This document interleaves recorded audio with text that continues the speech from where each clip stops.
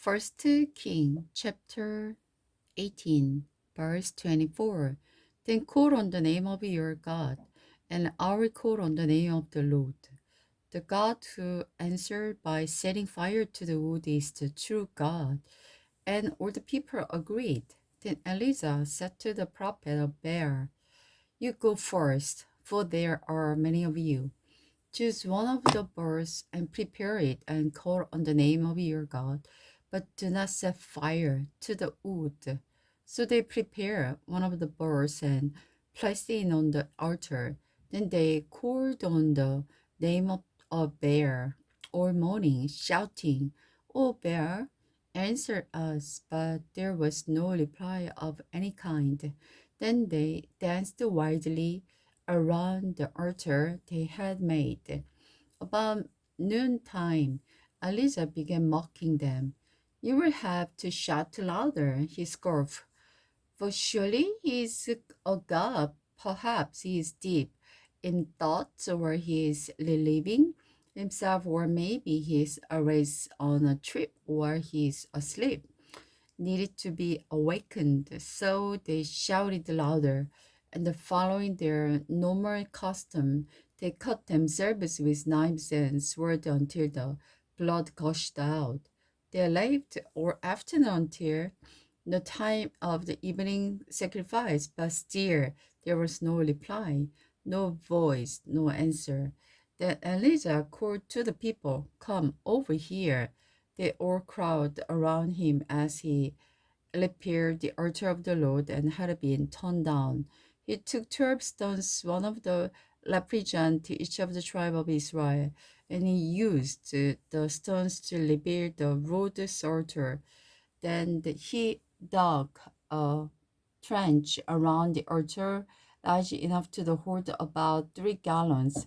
He piled wood on the altar, cut the bird into pieces, and laid the pieces on the wood. Then he said, I will fill a large jar with water and pour the water over the offering and the wood. After they had done this, he said, do the same things again.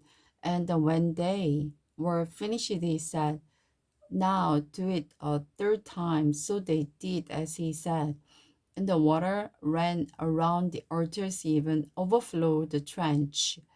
At the customary time of the offering, the evening sacrifice, Elijah, the prophet, walked up to the altar and prayed, O Lord, God of Abraham, Isaac, and Jacob, prove today that you are God in Israel, that I'm your servant. Prove that I am done all this at your command. O Lord, answer me so these people will know that you, O Lord, are God, that you have brought them back to yourself.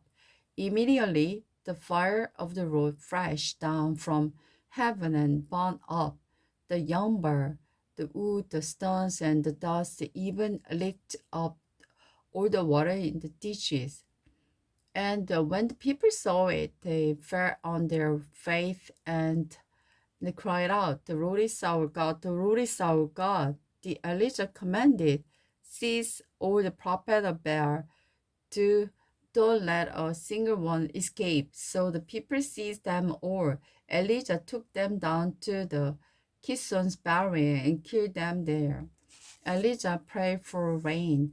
Then Elijah said to Ahab, go and enjoy a good meal, for I hear a mighty rainstorm coming. So Ahab prepared a feast, but Elijah climbed to the top of the Mount Carmel and fell to the ground and prayed. Then he said to his servant, go and look out toward the sea. The servant went and looked, but he returned to Elijah and said, I didn't see anything. 7 times Elijah told him to go and look. 7 times he went.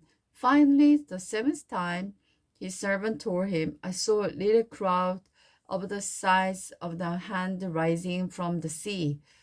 The Elijah shouted, hurry to Ahab and tell him, climb into your chariot and go back home. If you don't hurry, the rain will stop you. And sure enough, the sky was soon black with cloud. a heavy wind brought a terrific rainstorm, and Ahab left quickly for Jezebel. Now the Lord gave special strength to Elijah. He stuck his crook into his belt and ran ahead of Ahab's chariot all the time. The entrance of the Zezer. Elijah fled to Sinai. When the Ahab got home, he told Jezebel that Elijah had done, and that he had slaughtered the prophet of Baal.